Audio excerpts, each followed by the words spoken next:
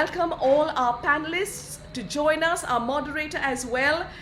So everybody, make sure that you're tuned in and completely glued to the screen right now. So the era of return on experience, navigating customer engagement in the new intelligent experience economy and ROI world. So we're going to welcome right now our moderator is someone who is a business and industry leader with a track record of transforming businesses and managing crises, leaving a legacy behind with a sustained footprint.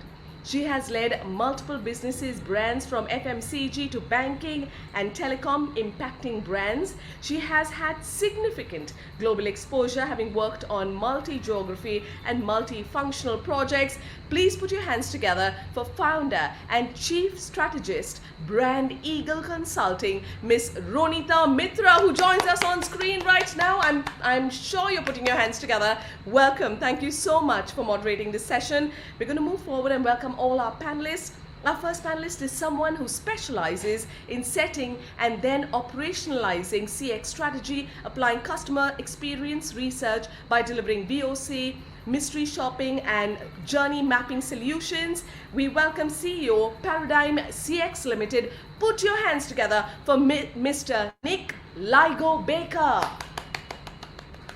He joins us on screen, and I'm going to now welcome our next panelist, who is somebody who's a digital evangelist and marketing professional, having more than 18 years of diverse experience in various organizations. Head Digital Marketing, Dr. Reddy's Laboratories. Please welcome Miss Shweta Srivastava.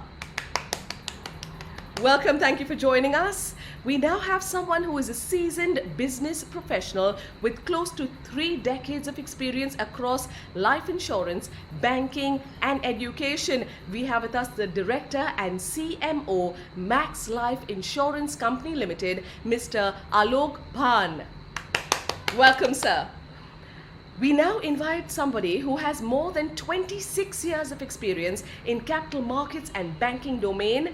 We welcome Chief Customer Experience Officer, IIFL Securities Limited. Put your hands together for Mr. Dharmender Narang. Welcome, sir. And finally, to complete this panel, we welcome our next panelist who has over 20 plus years of diversified experience and is the EVP and Chief Sales Officer for FINO Payments Bank. Please welcome right now Mr. Shailesh Pandey, Senior EVP and Chief Sales Officer, FINO Payments Bank. Welcome, sir. Thank you so much for joining us, completing this panel. It's going to be exciting. Handing over to our moderator. Thank you very much for that animated introduction. Good evening, everybody, and welcome to this panel discussion on return on experience. With the kind of esteemed panel we have here, I'm sure it's going to be a very, very enriching and educative discussion. Now, if I start thinking about experience, quite honestly, it's a concept that I would find even difficult to start defining. It's really more like a philosophy. It's more like a culture. It's not just about the visible aspects to the consumer, but really about the inbuilt aspects, the behind the scenes planning and implementation. It's not just about the tangible look and feel aspect of any product or service, but all the intangibles that make the tangibles possible. It's beyond just one single function trying to offer an experience to a consumer, but it's really about all multiple functions of an organization coming together and being woven with seamless processes and systems. It's about, the broader aspects of an organization, such as leadership, vision, culture, people, all forming a bedrock from where the organization can take a leap forward to deliver memorable and relevant experiences to the consumer in a sustainable manner. So on that note, I would suggest that we begin with some of the strategic levers that actually defined experience strategies. Can I request Shailesh to actually start by talking about, some of the blue sky processes such as design thinking on the back of customer centricity that has actually helped you shape the entire experience proposition to the consumer. Shailesh. Thank you, Ronita, and a very warm welcome to all the panelists and my fellow colleagues.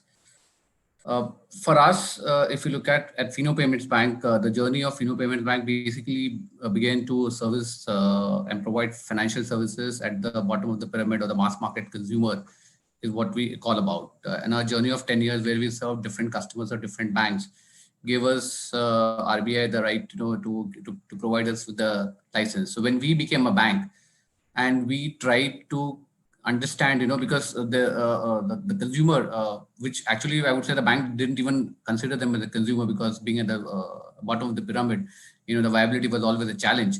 So we did a survey to understand, what does the consumer think, why he is not banking, and what we can do to make him get into this fold.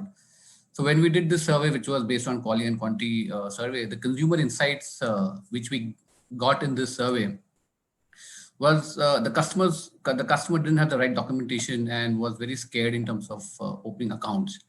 The RBI data said that normally it takes around 3 weeks to open an account, and for this consumer maybe it was even 5, 6, 7 weeks sometimes.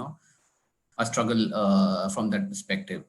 The other thing was that not only the guy was scared, but also the challenge was that he didn't have the right documentation to give a proof of address or ID proof from that perspective. So what we did that we understood that this is a problem, and how do we deliver that in an experience which is which makes him happy, at the same time makes us viable in terms of delivery. So we began a process where we eliminated the entire paperwork. So we became a paperless bank where we were able to what we call as assisted digital, where just based on one Aadhaar number, because thanks to the Aadhaar penetration in the country, we were able to open the consumer's account within less than, I would say, 3 to 4 minutes by taking an Aadhaar number and then fetching eKYC from the system. The number of days, even today, it's tough to open an account, for a normal consumer. We were able to do it in a few minutes. What we went a step ahead, because we realized not only the challenge is account opening, but how to get that active. And I hope when we would have opened our accounts, our debit card would have come separately, our pins would have come separately. And this consumer, which is difficult to courier all this stuff because maybe the challenge of delivery, the logistics and all those stuff. So we bundled everything under one solution itself. Not only we opened the account with Aadhaar as a backbone, we were also able to deliver the debit card there and there itself. And we have what we call as a green pin process, where he can generate his own pin by swiping the card. So within 10 minutes of time, the consumer had an account, the consumer had a debit card, and consumer had the pin, and he was all ready in terms of transaction, which otherwise would have taken weeks, and sometimes the logistics doesn't allow the delivery of the experience. So we were able to overcome the first resistance from the mind of the consumer, which was, please join the banking as a fraternity, I would say. The next was that he was intimidated when he went to the bank in order to either deposit or withdraw money, where either you have to give a check or a paying slip in that space. Considering the education level of this consumer base, we realized it will be very tough for him to write this and do those stuff. So we went again purely paperless into that stuff, where we use biometric authentication or OTP based authentication. And typically, if you look at, if you go to a bank, and I would talk about more of a PSU than a private, you have to wait, take a token, it takes about 2 hours, 1.5 hours, especially on the rural side to do a transaction. Within 2 minutes, the customer can either deposit or withdraw money and gets an SMS confirmation of the transaction on his mobile phone. What we also did that he doesn't have to remember his account number, because for that consumer to get to know or remember his numbers was always a challenge. So the identification became the mobile number. So he has to come, walk into any outlet, give his mobile number. He can know his balances. He can transfer money. He can deposit money. He can withdraw money. So the entire experience, which was holding the consumer back either to open an account or to transact, we were able to come out of this entire experience. And this gave us a rapid success, in terms of opening lakhs of accounts in our system. But one thing we didn't realize, because though this research talked about the insights that we got, and we implemented all those insights in terms of onboarding and doing the next journey, which is transaction. We realized a lot of customers were complaining because this being daily workers, they didn't have enough cash flow on a daily basis. And if you understand banking, if you don't maintain a minimum balance, you actually end up paying a penalty for that. So we thought, how do we resolve this issue at the same time, ensure that we earn the revenue which we are talking about it. So we came up with the first subscription-based product in the banking industry. Today, there's no product in the industry where the consumer can pay a small fee and then he's been taken care of in that space. So we came up with a subscription fee where he pays a one-time fee, which is annual fee, like what we do for an OTT. We pay our annual fee, and we are the content is accessible to us. In a similar logic, we put in the banking surface where we were able to give him a service at a nominal fee of 399 or 249, depending on whatever services he wants to do, and he got the entire banking bouquet. So today, whether he has balances, he doesn't have money in his account, is nothing to do. The entire DBT payment which we saw in the during pandemic, where the crores and thousands of crores of money which we were getting disbursed, we were able to get that money access from the consumer. So we looked at the 360-degree feedback which we got from the consumer and our experience going forward. We were able to create an end-to-end, we were able to build, I would say, end-to-end design based on the consumer insight which we got initially and during our journey. And today, we have an experience where the consumer is very happy. We are opening lakhs of accounts on a monthly basis, and this has been able to, and in a way which has made us profitable also in that space. So that's the entire thinking that we have taken, understanding the consumer and trying to give a consumer which otherwise was not considered to be a consumer, and people were thinking that to serve the consumer is actually a loss-making proposition, but we're able to turn it around and give an experience in a way which is viable on a long-term basis. Thank you.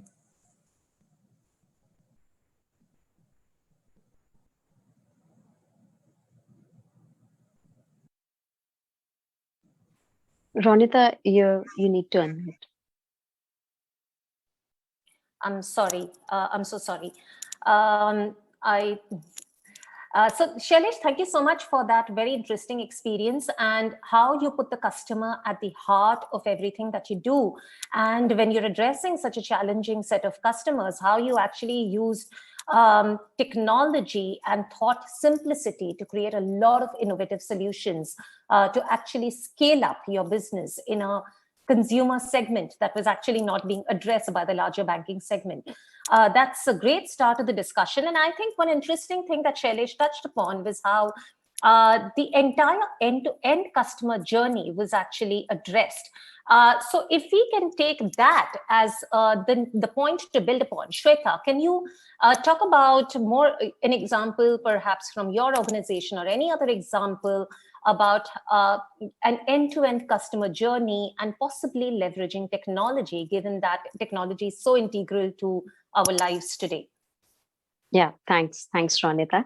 And in fact, very interesting point that we all are making, and probably, that's the crux of when we say CX, right? And return on experience is when we look experience not just as a juncture, but then across not just the product life cycle, but the customer life cycle, right? So many organizations do have multiple products which fits into various ages and stages of the customer. And how do we make sure that we build up solutions which could not just cater to that one moment, but then across the life cycle? I guess that's the whole way of creating a bigger value proposition for the customer as well as for the organization. In terms of leveraging technology, so there are, I don't see experience improving without technology. The technology is just an enabler, but how do we make sure that it betters the whole experience of it, be it the artificial intelligence or machine learning, right? So many companies have started leveraging artificial intelligence and machine learning, natural language processing.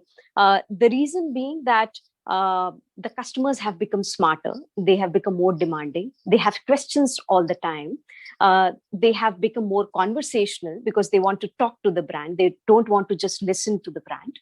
And probably that is one of the reasons that they ask, read reviews, do so many things before taking a decision of buying a product, right?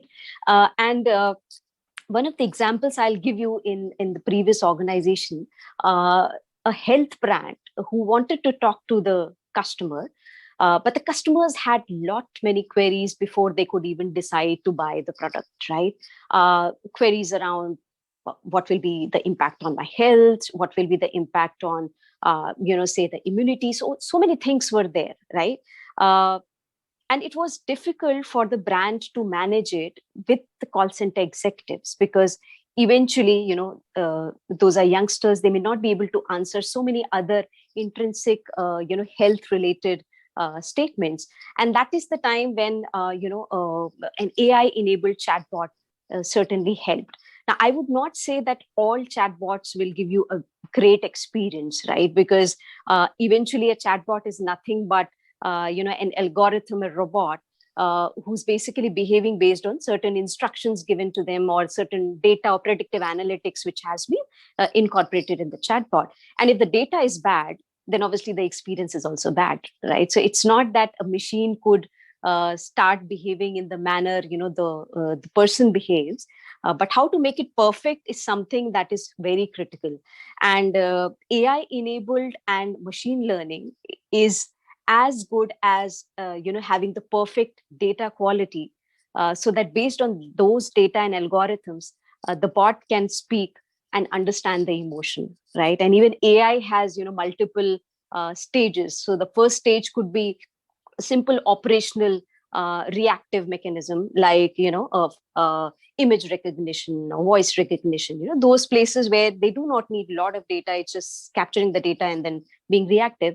And the second stage is more to do with predictive analytics, where we process some data which is historical data, and then we come up with predictions, and basis on that the bot responds. The second stage is definitely very difficult for brand, but if done correctly, I think it kind of improves the experience to a very good extent. What we have also seen, and it's basically even published by the Harvard Business Review, is if a customer has had a best experience with a brand in the past, the propensity of his spend increases by 140%, right? So that's a very big percentage. That there is an opportunity for the brand, but making sure that the experience is really good, even if we are enabling it through technology. Thank you, Shweta. I think that's a very powerful statistic quoted by HBR about a satisfied customer, revenue jumping by 140%. Dharmender, would you like to build a little bit more upon how technology or predictive analytics, things that Shweta mentioned, how have you used those, and have you used those to build an end-to-end customer journey to address a seamless experience by the customer? Okay. Thanks, Ronita, first thing to invite me here, and thanks for all the panelists being here. I look at the whole piece into three parts. One is where we talk about the customer journey, especially when you talk about omni-channel approach. Second piece is usage of technology when you talk about AI and ML, that is artificial intelligence and machine learning. And third thing is the future. Now, starting with the journey, if I talk about the most critical piece in the whole journey of a customer is the uniform experience.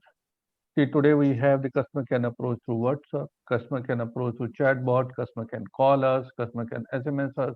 So how you ensure that he gets the consistent and the same experience in any of the channel he approaching through? So that is the biggest challenge. That is one that tells you how strong, robust your technology is, your backbone is, that everything falls in one place and there is no repetition. See, if he has come through, say, WhatsApp, and you ask when he calls you up that why you have gone to WhatsApp, it will be actually a bad experience for the customer in the first instance itself.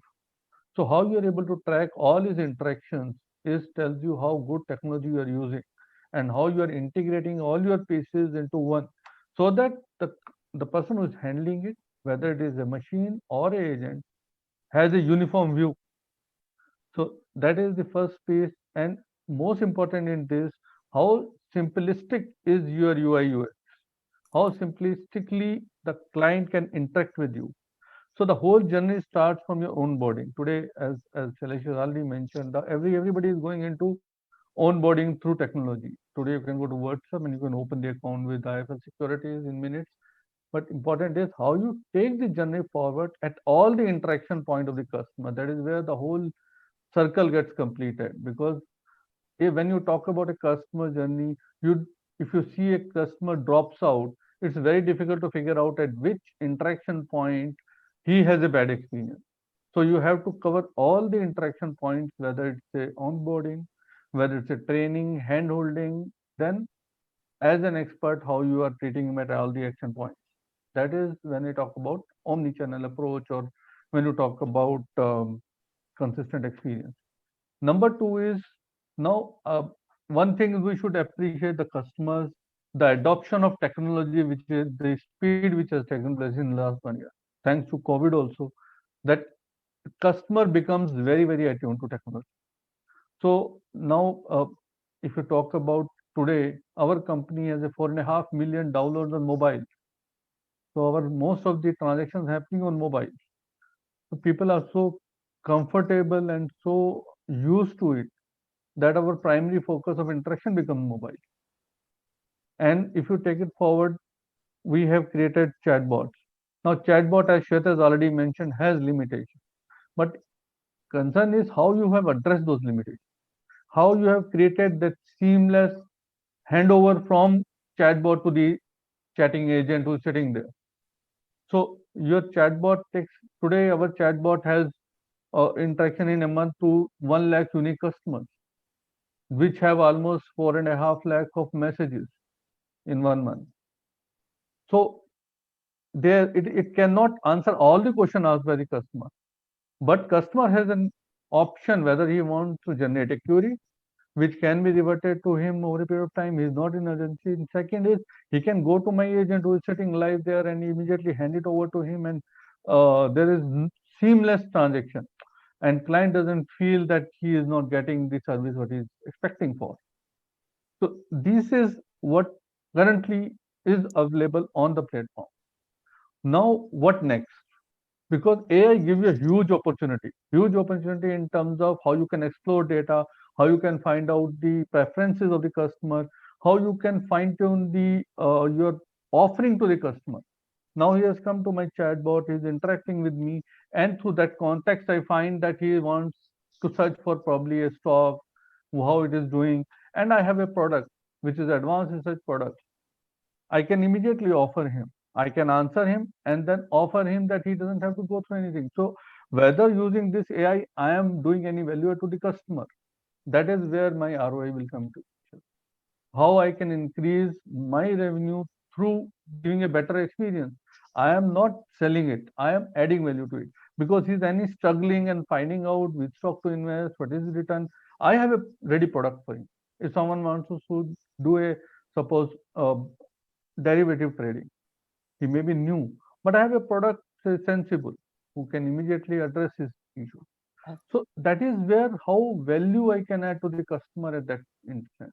That is going to be the future, because it opens up what you call uh, the type of intelligence system has, and the speed which it can figure out what customer is looking for. It opens up the whole gamut of services which you can provide, and you can take the service to the different level, the interest of the customer to the different level, engage the customer at different level. That is where you can create a loyalty to the brand also. So this is my view. So it's actually wonderful how technology can really be leveraged to scale up businesses today and address multiple kind of customer queries and ensure a seamless experience to customers. So coming to y'all, Nick and Aalok, what we've really discussed so far is how elements such as technology, analytics, a customer-centric approach really can create a lot of seamless experiences. However, I think finally what is required is the support and the coming together of the larger and the broader organization. So Nick, would you like to talk about the role that the organization structure, hierarchies, leadership plays in actually bringing all this alive? Yeah, I mean, there's a few things, and yeah, firstly, hi everyone. Nice to be speaking with you today on the panel. The best companies in the world make experiences feel fast, effortless, and when it matters, most human. And we've all been talking about how technology can help leverage that and enable us to do it.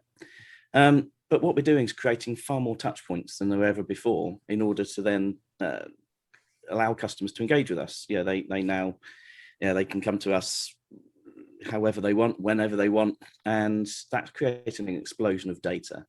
And yeah, how to interpret that data still requires input in order to get the output.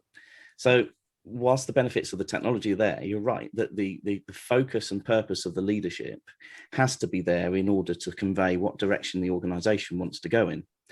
And a lot of the conversation around customer experiences is put the customer first, do everything around the customer.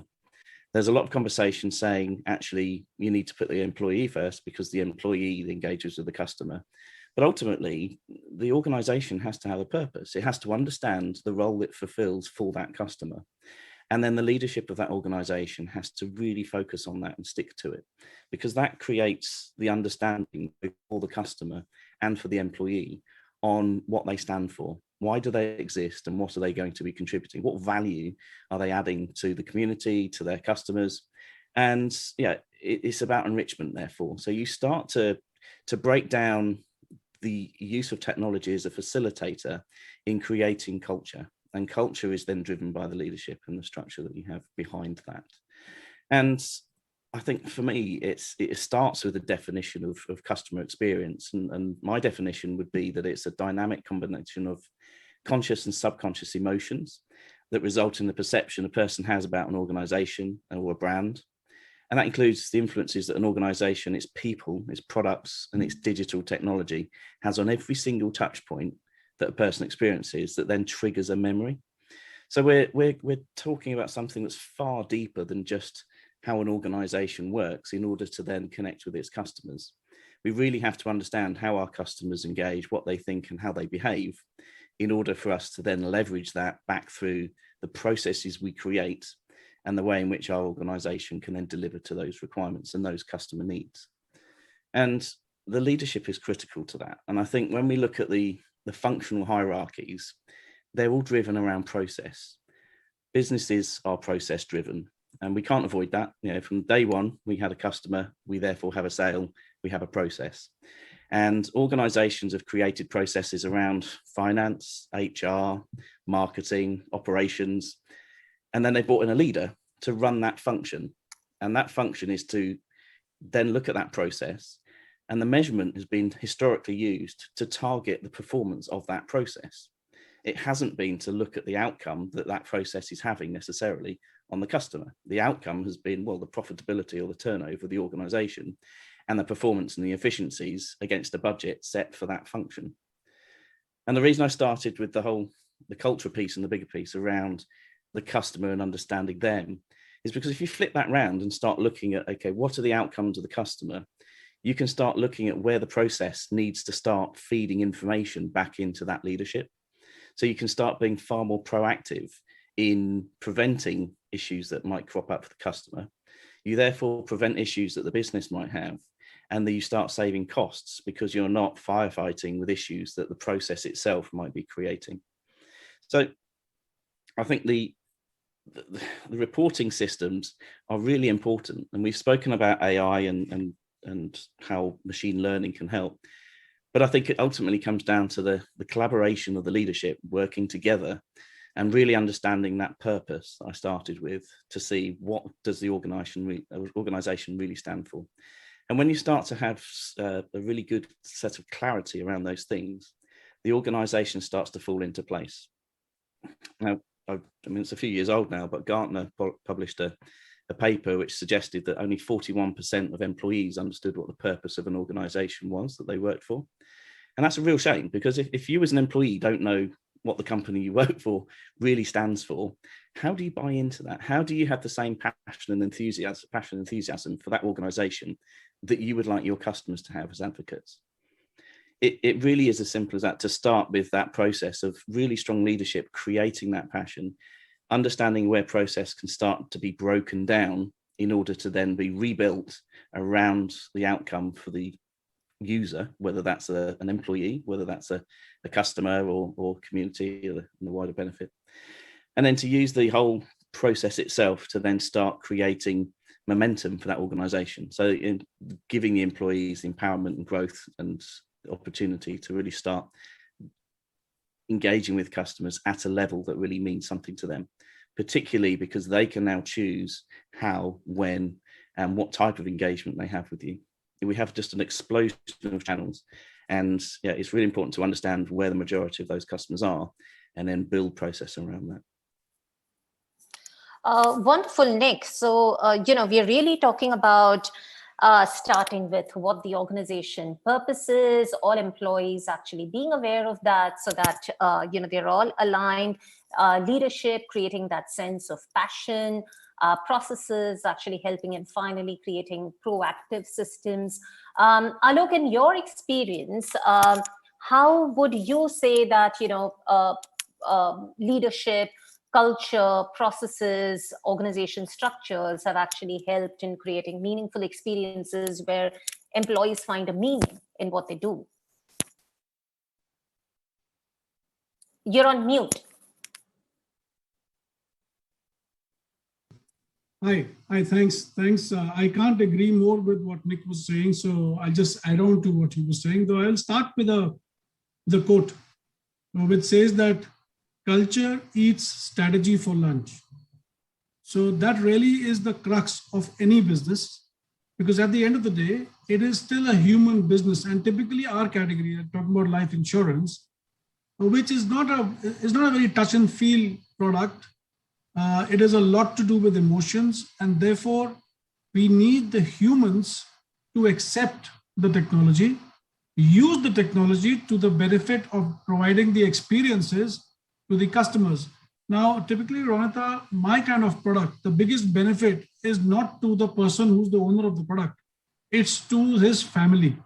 So I can't be going and telling him, look, you forget the experience, you're getting a great return. There is no return in this. Return is for your family's future, which you're not going to see, sadly so. So focus for us has to be on experience of the existing customer who's our customer. And hence the people are the most important and central configuration of our business. So when you say CX, I actually come back and say a happy employee is going to give a happy customer, and a happy customer is going to give a happy shareholder. So it's EX leading to CX, which leads to return on experience, the way I look at it. Having said that, culture is the core. Our experience, even in these pandemic times, even though our product is heavy on emotion, is real, that these times, human beings have become far more sensitive to each other. We all know that, right? I mean, the latest thing I was reading somewhere, it impressed me a lot. And therefore the EQ becomes that much more important. It says the heart is the new brain. Now, I'm not denying that AI and chatbots and everything else are great things to do because they add convenience to the customer and therefore gives them an experience which is quite sustainable, at the same time repetitive. But still, you need to have an organization that has a culture which cares. So we have, in our company, we have 4 values. The number one value that has been there for years is value of care. Now, what is care? Care is not about being emotional to somebody or being emotional to the customer. It is about being diverse. It's about being open to ideas. 75% of Max Life is millennials. And maybe 80 to 90% of my customers are millennials. Who knows millennials better than millennials? I mean, somebody from my generation, if it starts to define the customer experience, it's going to be completely off guard. So we believe that we have to be giving systems in place, organization structures in place, that openness actually, travels all over the place. And that's critical part of the culture. We have a culture which has a value which is collaboration. Frankly, in this completely crazy situation all around us, collaboration is what's the most important thing. Even your tools are our collaborative tools now. So if tools are provided to you, humans have to be collaborative. All of this technology that is developing around, there's an IT guy, there's a digital guy, there is a user, and then there's a servicing guy, and then there's a selling guy. They all have to come together on the table and then define for the customer. So you define for the customer first, and this environment creates an openness. One more thing I would like to add, and that's again a value that we have in Max Life, which is called growth mindset. What is growth mindset? Frankly, it's an organization that's a learning organization. So you have to be a learning organization. Your culture and your setups, your structures have to be provided for learnings. I'll give you an example. We began on this digital journey about 5 years back. But when we began the digital journey, we obviously needed to engulf it into our core organization.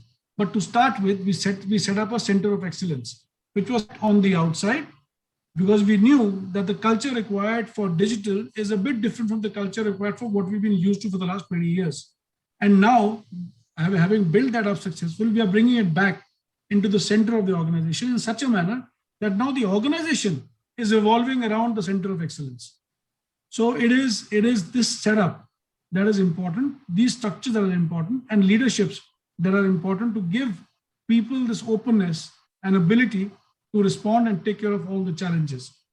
The last value for us is customer obsession. Now, if you look at these 4 values, they all come together and actually dwell on customer experience. So we've evolved a position, a structure, a specific position called the Chief Customer Officer. It wasn't there with us for the last 2-3 years, but we've realized that if you need to build on customer, you have to have somebody who talks for the customer, right? Life insurance is largely a push product, not a pull product. So we've had to bring in the element of pull through a Chief Customer Officer whose job is to challenge the internal processes as was being spoken. So I would imagine that we look at it as I said, EX leads to CX and CX leads to return of experience. So org structure, culture is the behemoth that one needs to focus on. That's what I would say. Thank you so much, Aalok. I think that is really all encompassing, where culture and values actually create, a sense of collaboration, openness, the learning mindset, and builds in that culture of EQ. And the starting point of actually reaching customer, return on experience or happy shareholders is actually the EQ within the organization, and ensuring that we start with happy employees. Great. So I think, while we have discussed all these strategic levers and the criticality, I think we really need to assess now whether these are soft aspects of business. Ensuring happy customers is just a nice to do thing, or whether they really have some business impact. There are also several metrics within an organization. What are the correlations between different metrics?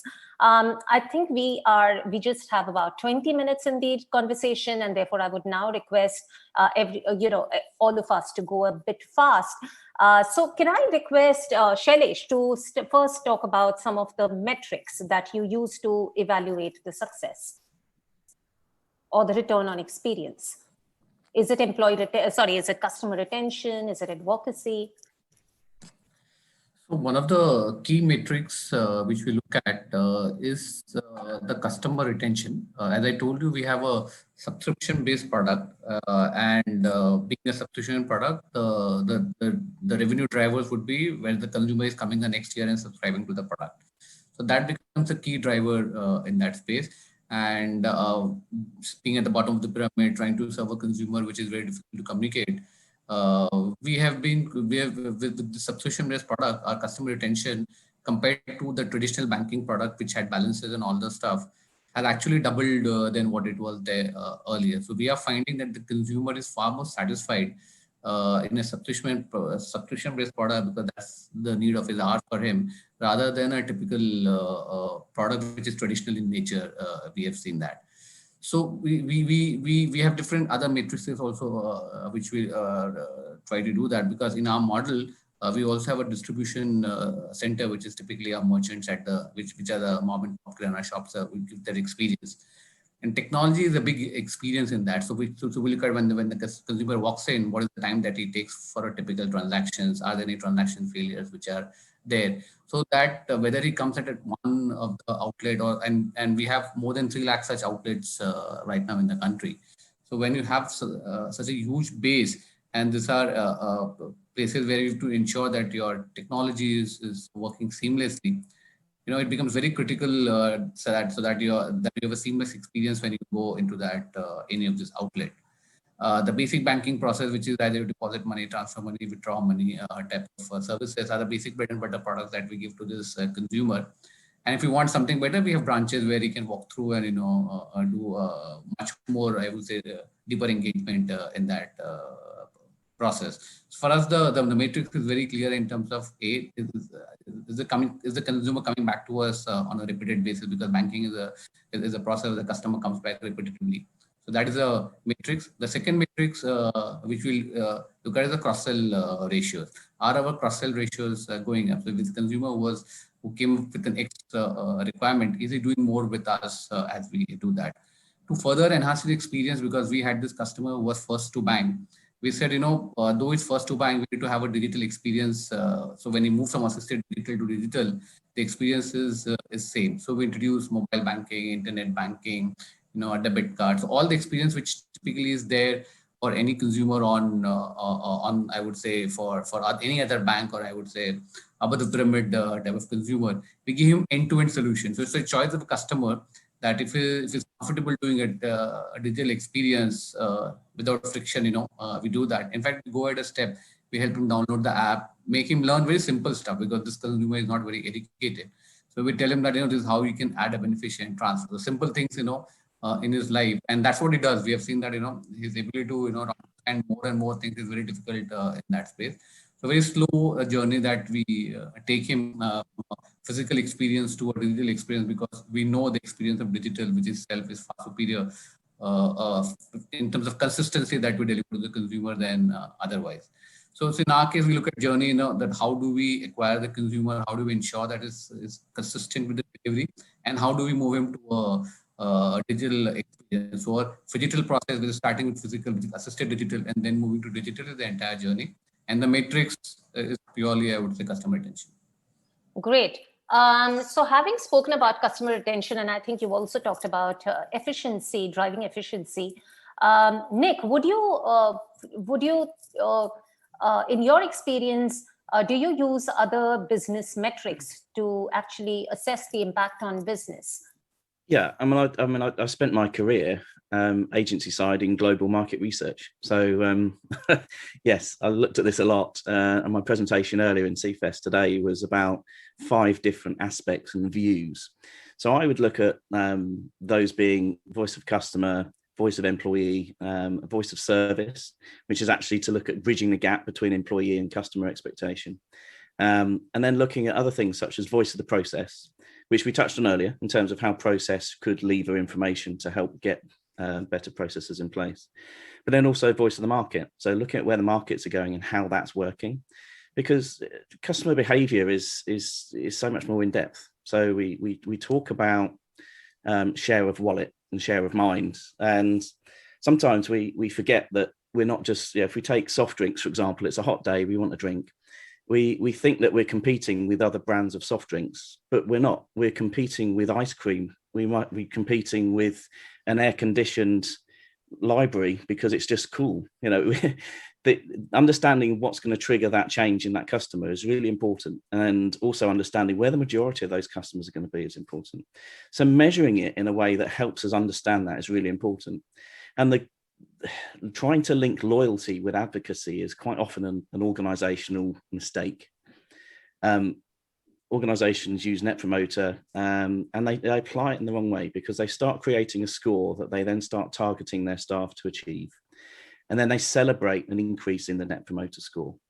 And in doing so, what they're doing is they're putting more and more money into meeting a number, but not necessarily using it for the purpose that it was created for. So Net Promoter, for example, and this is something that Fred Reichel has actually changed it from Net Promoter score to Net Promoter system in order to try and get people to think differently. And it's about the enrichment of lives. So the experience gets a score, But what he's really trying to understand is the verbatim behind it, the why, which was the Simon Sinek, create that why from that customer's point of view. And we know this because fast food restaurants, for example, get very low advocacy, because if you're asked for a recommendation on a restaurant, you're not going to say, "I'll go to the burger or go to the pizza place." So you're going to be talking about high-end restaurants. You want people to, you want to project an image. So, but then you as a person and your family are going to be loyal to those because it fills a need. It's convenient, it's fast, it does what you need it to do when you need it to do. So there is quite often a disparity between loyalty and advocacy. And the measurement tools therefore have to reflect that. And the understanding of the outcome from the measurement is really important, because a new customer will be much more excited and much more likely to promote, whereas a loyal customer is going to be less proactive. They will be active. If somebody asks them, they will recommend you, but they're not going to be proactive.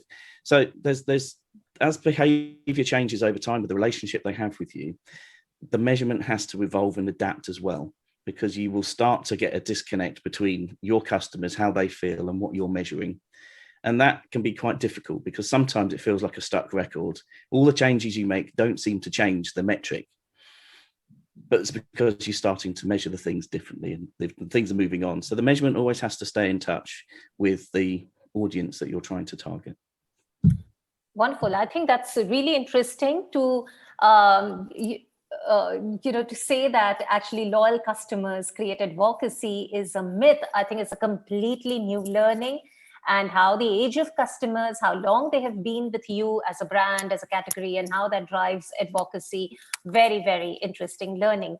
Shweta, what has been your experience in using loyalty, advocacy, or any other metric to assess business impact? I mean, have you been able to draw any, have you been able to draw any correlations with possibly revenue? Yeah, so Ronita, I will say that there's no dearth of KPIs which are available, right? I'll not just look at loyalty, but then even if you look at acquisition, or even before acquisition, right? There are so many KPIs, and with this data and digital world, there are so many KPIs. But it's very important to understand that what was your objective and what's the KPI that you're measuring, right? Probably when this is the first experience or interaction with the brand, my KPI would be different. My KPI would be, how interested, in the communication or messaging the customer is. Probably the time that he lands on one of our assets, which could be either a site or social media platform or any other asset that we have. There probably we'll have web NPS to see that how he's browsing, whether he's able to get the information that he wants. Once he purchases, probably the KPI would be to check that how happy the customer is. And when I'm saying this, I mentioned in the beginning that it's not something that we are only looking at from the eyes or the lens of product life cycle. Yeah, that's not the case that a current organization can sustain on. I think it's more to do with customer life cycle, and that is where it comes solution-based approach. So when brands come up with solution-based approach and not just product, that I've sold the product and and making sure that my NPS is on track, I think that strategy won't work, because today's customer is very demanding and there are various offers available online. It's very easy to kind of switch and not retain. So I think those KPIs are very important, and over and above all of this, because whenever we talk about Aalok was mentioning that there's a new chief customer officer, right? Now the biggest challenge that most of the brands are facing, and they need to actually solve it so quickly, is what is the ROI that they are looking forward to, right? When you're investing in certain things like this, or you're investing in customer experience, your ROI cannot be a 1 year horizon, right? And that is where your customer lifetime value comes, right? And but then that's again a very predictive KPI. It's not. So CPA, cost per acquisition, or maybe any other view through rate, could be a very a KPI which you can get so quickly. But then CLT is not something that you know that it's achievable, and you need to have a horizon of 10 years or even more than that, depending on your product portfolio. And I believe that's very critical for the brands to understand. And that's where the loyalty loop is also important, because in most of the brands that we have seen, the loyalty programs are centered, only to that particular phase of the customer. And this way, the collaboration is more important, because with the data world, you need a lot of insights, which is coming from various departments and various phases of the customer. And finding that tool which could give you a complete N=1 outlook of the customer is very important, which will only happen if there's a technology which cuts through all these customer phases as well as the departments in an organization. And I believe that is the time when you will find a right KPI, which also caters to each of the stages, but gives you an overview of the whole customer and the revenue that we get, including the profitability that we find out after some time. Great. So basically, it's not KPIs that are an end by themselves, because there's so many KPIs, but really keep in mind the objective and keep in mind the fact that ROI is not a short-term measure. It's really a long-term metric. Aalok, on that note, since you talked about, and Shweta also referred to your mention of Chief Customer Officer, you did talk about happy employees leading to happy customers, leading to happy shareholders. So how do you really look at the impact on business or correlations that you have seen between different metrics or KPIs? This is quite a complex question. In fact, in the organization like ours, everything is measured, because we all believe that if you can't measure it, you can't manage it. So to really agree with what Shweta was saying, that there are too many KPIs and we do management by KPIs itself. So it's a little bit of a difficult answer to give you in a minute or two, but yeah, we do look at employee satisfaction scores very intensely through various pulse surveys, all done digitally. And that's the change that we brought about, that even though we are not working from office anymore, by the way, our head offices have been still working from home. We have used digital technologies to integrate all our feedback of the employees. So we still very, very by the core believe that a happy employee will get a happy customer, etc., etc. And the other part that we believe in is that we have an organization which has a purpose, exactly the Simon Sinek golden circle, that you need people by why, for why you sell, not for what you sell. So all those things involve different types of KPIs. We're looking at our own engagement scores very differently. I do believe that while we are on the journey of NPS for customers, we've also extended this journey of NPS for our employees and for our distributors, because we do see that will help us get to the core purpose of why we exist. NPS helps us measure the purpose of what we are doing. I don't know if I've answered your question, but I do believe that one thing that in this era that we need to do for employees and for customers is to stay close to the customer and close to the employees. So voice of customer, voice of employees, gathered through continuous measurement and asking feedback sessions through digital means, is the core to ensure that you will survive and thrive in the future of this pretty rapidly changing world. Stay close to the customer, stay close to your employees, understand the customer inside out through all possible KPIs, and ask the question why something is not happening or why something is happening. I believe data is the new oil, and hence stick to data, analyze data, use all the analytical tools, but please do merge it back with the employee and the human being. The human will win the race, not the AI and the data that's going to win the race. Adopting the 70 kg human to the 70 gram mobile will win the race. That's the integration that we require to do. Everything else will fall in place. Great. That's so basically, I'm sorry. So I think what you're really talking about is always keep your eye on the fundamentals, the customer, the employees, track them, ensure satisfaction, the rest will fall in place. And, other aspects of business can always be handled. A last comment from you, Dharmender, because I'm conscious of the time. We were given 50 minutes and we are almost nearing there. So a quick comment from you on metrics or correlations that you have seen between different metrics. You need to unmute. I think most of the area has been covered by Nick and Aalok, so it will be more of a repetition. But few points which I like to bring forward is one is with regard to retention, which I think is very, very important for a company from revenue standpoint. So knowing your customer is very, very important. Then you have to understand the value of your customer. As we talk about customer life value. So very, very critical piece because as everybody agrees, there is a Pareto principle, 20% of the customer giving 80% of your business. So you have to understand how you have the strategy to retain the customer who is giving you a lot of value and customers who may not be on the top 20%. So there has to be different strategy for both because the impact on your revenue will be completely different. And second piece is when you're talking about it, you have to understand the reference because immediately any customer going, because I've been in business, I have seen the most loyal customers or people who actually give you the business are through referrals, not your through lead generations. And these are high value customers, and especially if it is from the set of the customers who are of your top 20%, the referral will be equally important. So understand if your top customer is going, you can understand the impact, cascading impact it has.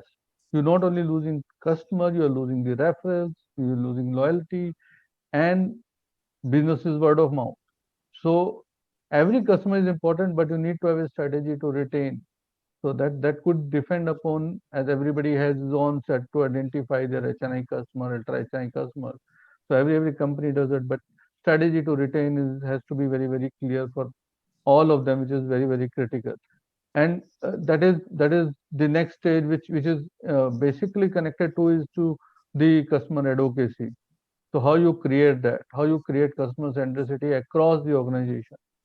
Already, I think Shweta has touched upon it, and employee culture, Aalok has touched upon it. I think that creates a lot of value to it. So very, very important is to create a customer advocacy, create a customer centricity, which can be monitored through, as Aalok pointed out, various matrices. But very important is how you're going to empower your employees to take care of it. The empowerment piece is very, very critical. How to focus on relationships. So those are the parameters, I think, which create customer advocacy, which create your retention value, which create loyalty. So for me, those are very, very critical pieces to any long-term relationships with the customer. Right. So Dharmender, I think you pretty much actually summed up what everyone spoke about and the entire discussion. But essentially, a very quick, if I have to very quickly draw up a summary of all that was discussed, because I'm conscious of the time once again. While return on experience, business metrics, a variety of business metrics will always be talked about, will always be the focus for organizations, it is important not to take the eye off the fundamentals, because if the fundamentals are clear, if the fundamentals are always being driven by the organization, then business will automatically fall in place. And those fundamentals really are putting the customer at the heart of everything that's done. Leadership and the role of leadership in clarifying purpose and culture driving a sense of happy fostering a sense of happy customer, happy employees. And all this will finally lead to effective use of data, technology, innovation, and all other enablers of business. So thank you very much. This has been a very, very enriching discussion, and I think we've got various perspectives from various backgrounds, profiles of people on the panel, and industries. I enjoyed the discussion very much. Thank you so much.